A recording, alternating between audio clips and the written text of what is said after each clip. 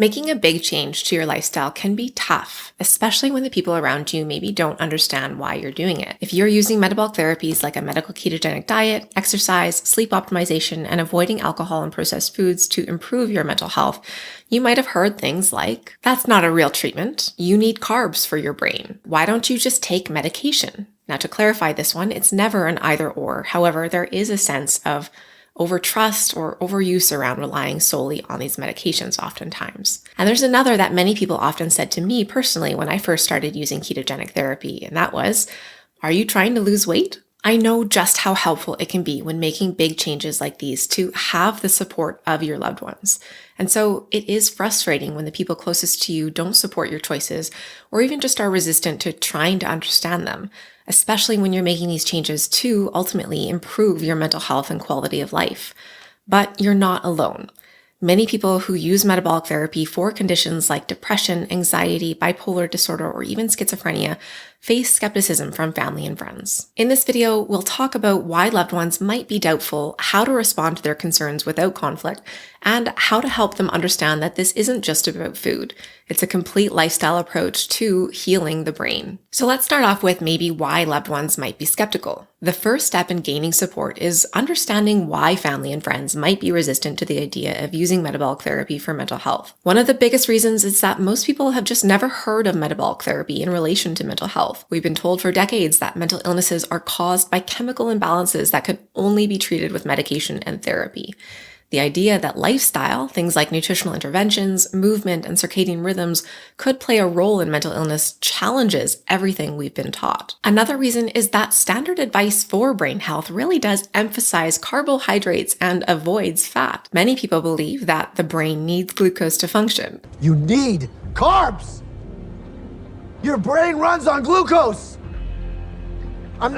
For simple cognitive functions, you need them. Without realizing that ketones provide an alternative fuel source that may actually be more stable and efficient for people with mental health disorders. And finally, there's a lot of misinformation about keto and other metabolic strategies. People hear that keto is dangerous, that skipping breakfast will wreck your metabolism, or that exercise isn't really necessary for brain health. So when your loved ones question your approach, remember, their doubt is usually coming from concern or a lack of understanding.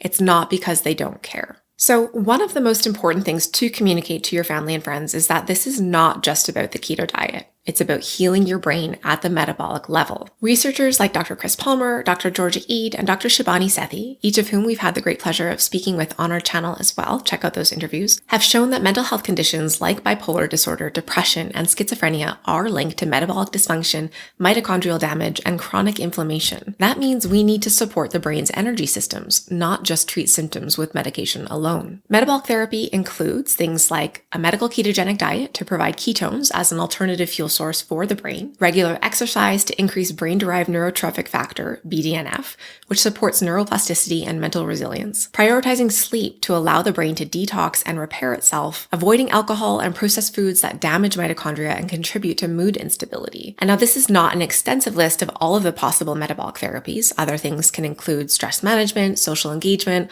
hot and cold therapy, etc. When you explain to loved ones that this is not just a diet, but a complete lifestyle approach to healing the brain, they may start to see the bigger picture. Now, let's go over some of the most common concerns people have and how to respond to them. One of the biggest misconceptions is that keto is just a fad diet, but in reality, keto has been used as a medical treatment for over a century. It was originally developed for epilepsy, and now researchers are studying its effects on various mental illnesses as well. MetabolicMind.org has an extensive list of completed and ongoing trials looking at using ketogenic therapy in the treatment of various mental illnesses.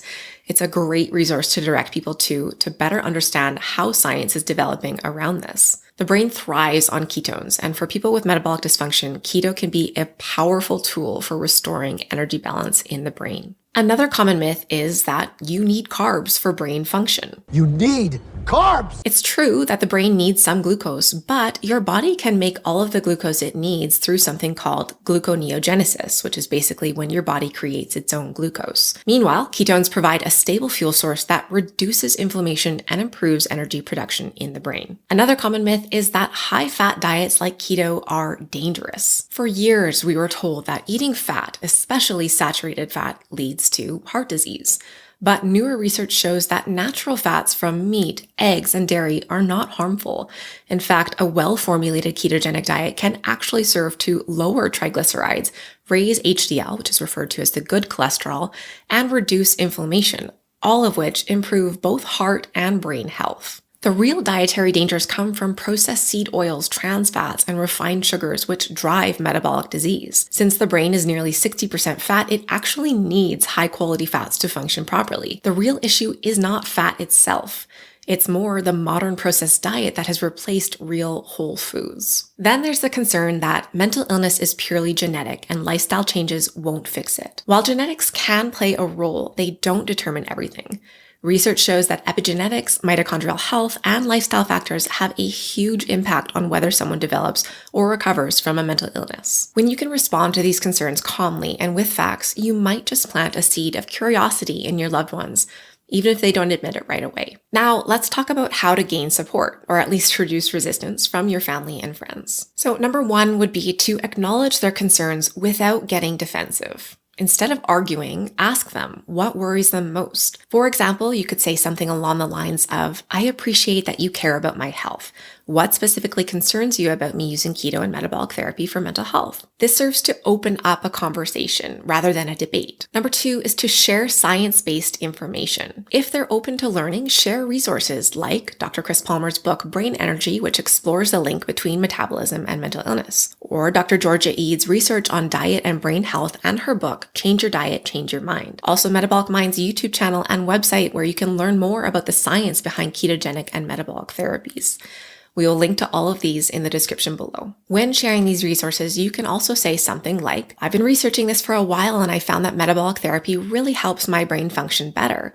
If you're interested, I'd love to share some of the science behind it. Number three is to lead by example. Your results will speak louder than words. If keto and lifestyle changes have helped you reduce symptoms, stabilize your mood, or improve your energy, share that with your loved ones. For example, sharing something along the lines of, since starting keto, exercising regularly, and fixing my sleep, my anxiety is way more manageable and my mood swings aren't as intense. This can kind of help people to conceptualize why it's so beneficial. People in my own life have shared with me how blown away they have been with the changes they've noticed in me since implementing metabolic therapies. This has led to many becoming more curious about potentially exploring it for themselves as well. But at the very least, being able to understand how powerful this intervention is for me in terms of managing my mental illness and improving my quality of life. Number four is to involve loved ones in the journey. Some ways you could do this would be to invite them to try a keto-friendly meal with you, suggest watching a documentary or listening to a podcast together, or encourage them to experiment with some of these changes themselves, even if just to support you. When they see this is about overall brain health, not just avoiding carbs, they may be more open-minded. And now I want to talk a little bit about handling criticism and social challenges. If someone continues to dismiss your choices, you could say something along the lines of, I understand that you don't agree, but this is what's working for me. Let's just agree to disagree. When it comes to social situations, don't feel pressured to justify your diet. A simple, no thanks, I'm good with what I'm eating is more than enough. And if you don't have support from those around you, remember there are plenty of people who do understand. You can actually join our free online community, Metabolic Therapy Support, at www.metabolictherapysupport.com and connect with other people who are using metabolic therapies to treat their mental illness. At the end of the day, you don't need everyone's approval to make the best choices for your own mental health. Metabolic therapy isn't just about diet. It's about supporting the brain's energy system and improving mental resilience. If you've ever struggled with pushback or a lack of support from loved ones, let me know in the comments how you've handled it. I'd love to hear your story. And if you found this video helpful, don't forget to like, subscribe, and share it with someone who might need it. Thanks so much for watching, and as always, wishing you and your loved ones good health, and I'll see you in the next video. Bye.